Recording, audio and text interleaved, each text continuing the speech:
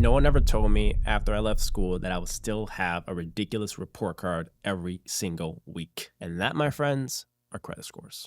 What is it? How to improve it? What goes into it? What's a good or bad one? These are questions that I ask myself every single time I look at my scores, and it's driving me nuts. So I did a bunch of research diving into what it is, how to improve it, what are the tactics to get to an 800 score, and I put all that in this video for you guys. So let's dive in. What's up, guys? This is your boy Kenny Finance, and we are diving into credit scores today. That's right, that lovely report card that reminds us how good or bad we are with our money. But the good thing is this video will be an incredible resource for anyone who has bad to excellent credit. Anyone can find value here because look, credit scores are like a black hole. Like no one knows what it is. No one goes into them. They just randomly get spit out this crazy, ridiculous score. But we're gonna figure out how to crack that algorithm and how to get our stuff into the next level, because the key thing preventing a lot of folks from financial freedom is their credit scores. So we're gonna talk about ways you can understand and maximize that credit score potential. Now let's dive right in. We have no time to waste because your credit score is either going up or going down exactly as we speak. So check this out. What is a credit score? A credit score is essentially a numerical value that evaluates an individual's credit worthiness. And it essentially reflects the likelihood of something paying their debt or their required payments on time. So if you have a low credit score, it signals to the world that you will likely not pay in full on time on something that you owe or that you have to pay.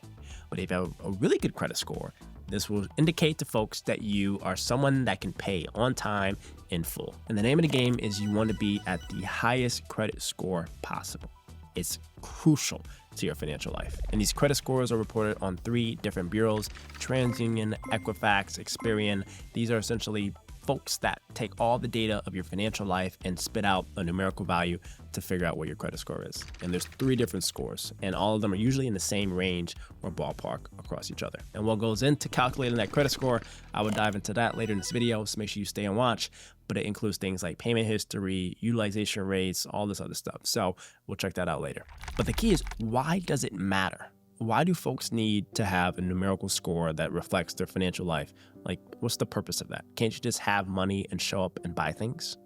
No, not really. There are different areas within financial purchases or experiences that kind of require a good credit score.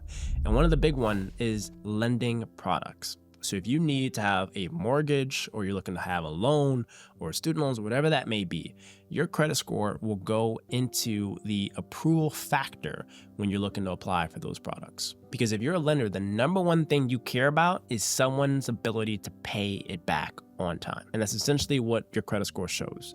So if you have a solid credit score, lenders are going to love to give you an incredible product because you're a pretty good borrower and you're gonna be able to pay your stuff back on time. So lending decision is an important factor when it comes to thinking about why you need to have a solid credit score.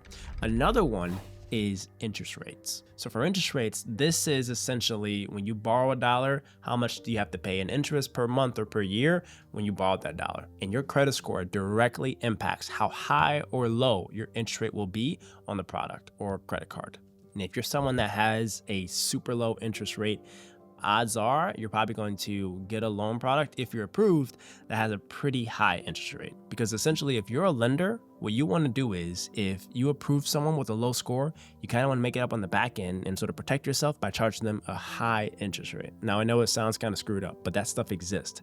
So make sure you try as hard as you can to boost up your credit score so that you can get products that are low interest rate. And there are other things too that matter, like rental applications. Some apartments or homes or complexes might deny you if you have really bad credit, because if you have a low credit score, odds are you're going to have a little bit of difficulty paying off some of your rent or your mortgage or whatever that may be. And other stuff includes like financial flexibility as well as hitting your financial goals, because there are often times where you're in a conversation that could take you to the next level financially, but the barrier holding you back is an admin item like a credit score. So what you want to do is have as much flexibility as you can when it comes to making financial decisions. In order to have that flexibility, you kind of have to have a solid credit score. So that's super important. Now let's dive into how a credit score is calculated. And there are 6 important factors that go into calculating your credit score. And it's important you understand these things, because then you can kind of get a sense of what you need to improve when it comes to boosting up your credit. And for this, we are going to lay out what that variable is and how you can have a good hit or a bad hit on that particular segment. So the first one we have is payment history. This is very simple. On the good side, pay your payments in full on time. Bad, not paying in full, not paying on time, or being late. That's how you sort of scrub your credit score. And the next one is credit utilization. And this is essentially measuring how much are you borrowing or using of your available credit balance. So if you have a credit card that has a limit of $10,000 and you use $5,000 of that every single month, you have a 50% credit utilization. That's kind of bad, by the way. So if you want to have a good credit utilization, it's recommended that you use less than 30% of your available credit.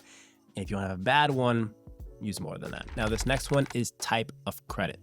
So it's good to the credit bureaus if you have a healthy balance and mix of different credit products. That includes a mortgage, a credit card, a personal loan, a student loan, whatever that may be. Now, I'm not saying go out there and borrow a bunch of different things if you only have one. Keep it that way. But over time, over your entire life, it's healthy to have different forms of credit that are all being paid in full on time. Because at the end of the day, it shows that you are a credit-worthy borrower across different situations. So you want to be a good borrower for credit cards, a good borrower for personal loans, good borrower for a mortgage, whatever that may be, because it then shows that you are applicable and eligible for any other financial product. So a bad example of this is having too many of the same product. And a good example of this is a healthy, diversified portfolio of different credit products. Now, the next one is new credit inquiries. This is how many times are folks doing a hard check on your credit report to see whether or not you're creditworthy. Because every time you open a new account or you go apply for something that requires a credit check, it actually hits your credit report. So a bad example for this is to limit new credit inquiries. And a good example of this is to make sure that you only have someone do a hard check when it's absolutely needed. And a good alternative to that is just to have them do a soft check that doesn't actually hit your credit report. Now, the last one, credit age. So you want to make sure that you have accounts open as long as possible, as I already mentioned, because you want to have a healthy age of positive and really good credit history. And sort of on the bad side of this is that if you are a student or fresh grad or someone that's young that doesn't have a credit history, that's pretty tough. So it's going to be hard for you to actually have a strong enough credit age because you're just so young and don't have enough experience. So what exactly is a good credit score? Now, there's like no specific hard cutoff, but this table here outlines what are the different ranges of poor all the way to excellent credit. And for all of my viewers, if you're in the 500 to 800, still hit that subscribe button because we're also going to find ways you can maximize your credit portfolio and improve your scores ASAP. Now, like I promised you, we are going to dive into ways to improve that credit score. So let's jump right in. My first tactic is to make full and on-time payments. Very simple.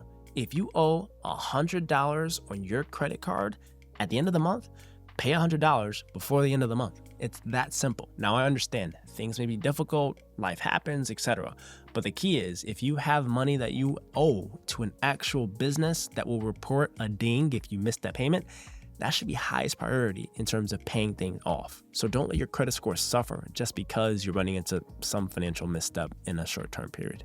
The key is find ways that you can make sure that you pay off your things that are definitely owed on time and in full. And a super easy way that you can ensure that you're always making on time, in full payments is to select auto pay. Take the hassle out of remembering to pay your bills. We're living in 2024. You should be automating literally everything. Auto deposits, auto investments, auto whatever it may be, but especially auto payment because it then protects you from you forgetting to pay your credit card bill or your mortgage statement or your rent. If you auto pay in full every single time, that then boosts your credit score. Now, my next one is keeping your credit utilization under 30%. Now, there's two ways to finesse this. There's one, it's a schedule game, but then two, it's a credit limit game. So on the schedule game, and I love this tip. So usually for credit cards, you have what they like to call a statement balance. And that statement balance is they report exactly what you owe on your credit card on a particular date to the credit bureaus. So if I bought something for $200 on my credit card and it is reported on my statement date of $200, the credit bureau knows that I spent $200. Now for the scheduling finesse, So usually every credit card has a statement balance where they report whatever you owe on your credit card to the credit bureau. Now, the key there is that you can still spend money on a credit card, but it's kind of up to you for whenever you want to pay off whatever you owe in full. So you could buy something like a t-shirt and immediately pay off that balance as soon as you buy that t-shirt or a few days after. And what I like to do is that when I spend money on a credit card, I like to pay off whatever I owe before it hits my statement balance. Because once it's paid off before my statement balance, that date hits and it'll say 0 on my credit utilization. It's genius. Now, another way is increasing your credit limit. Now, fair warning here. When I say increase your credit limit going from whatever it is to higher, I do not mean increase your spending. You should responsibly spend at the same level regardless of your credit limit. Now, let's say, for example, my credit limit is $10,000 and I spent $4,000 this month, which is very bad because that's 40%. Like, I'm not listening to whatever the hell Kenny Finance told me. But if I'm at 40%, that's still bad. But let's say, for example, I increase my credit limit from $10,000 to $40,000. Then that means if I still only spent $4,000, I have a credit utilization now of only 10%. Now, how can you increase your credit limit? The easiest thing is just to call the credit card company and say, hey, I had really good payments that are on time, in full, and I have an increase in my income, and I'm watching Kenny Finance, so I'm smart with my money, and they'll likely increase your credit limit. But the key is, like I said, do not increase your spending because it doesn't change the utilization formula. The key is to keep your spending at the same or lower because you're cutting costs. Hopefully you can do that while your credit limit increases. And that's what drives utilization. Now, another cool tactic is to pay off high interest debt. Now, the thing is, high interest debt can really hurt you in the long run because they cost a lot more to pay off every single month. But then also, if you don't pay it, that balance of what you owe of missed payments or missed interest payments significantly hurts your credit score. So I highly encourage you to, if you have the cash, pay off your high interest debt as early and as quick as you possibly can. The other tactic is to limit hard checks. I said this before, but if you have a new application, you're looking at a new apartment or a new house, or you're looking for a new loan product, make sure that that person just does a soft check before things get very serious. Because every time you go to a new lender or whatever, they want to run a check. No, don't let them do that. Float around with discussions, do soft checks, do things yourself to figure out whether or not you're credit worthy, and don't put yourself in situations where you're definitely not going to be qualified for something that you can't afford. So the best thing is do your research on something like a house or a loan product well before it comes to the application process to figure out if you're credit worthy. Because the last thing you need is to run a hard check multiple times and get denied. That will really screw over your credit. And the last one is to address negative items. And for this could be a collections balance. This could be a significantly high debt that's unpaid, whatever that may be. And for that, sometimes you got to get your hands dirty and get a little legal in there. So what you can do, you can look online for templates for settlement notes or payment agreements or agreements to remove a bad credit report or credit ding, whatever that may be. Do your research online. If you can afford to, talk to a lawyer and figure out ways that you can remove some of those negative items from your credit score. Those are essentially skeletons in your closet that's holding you back from your financial freedom. So that's it, guys. We dove into all the ways that you can, one, understand what the heck this credit score or report card is for your financial life, but then two, how to increase those as high as you can with the things that are in your control. So I highly recommend setting up those auto payments, increasing your credit limits so that you can have stronger utilization. And if you can't increase your limits, just reduce your spending. It's that simple. Just don't spend as much as you can, all because you have the available credit. Be extremely responsible because credit is something that can drastically help you in the long run, and it can be leveraged to your financial life, or it could hurt you and it could keep you from achieving all you want to do with your financial goals. Now look, I want you to be free. I want you to have an amazing mindset when it comes to dollars. So use credit responsibly. Unlocking good credit is simply the first step to having a healthy financial mindset.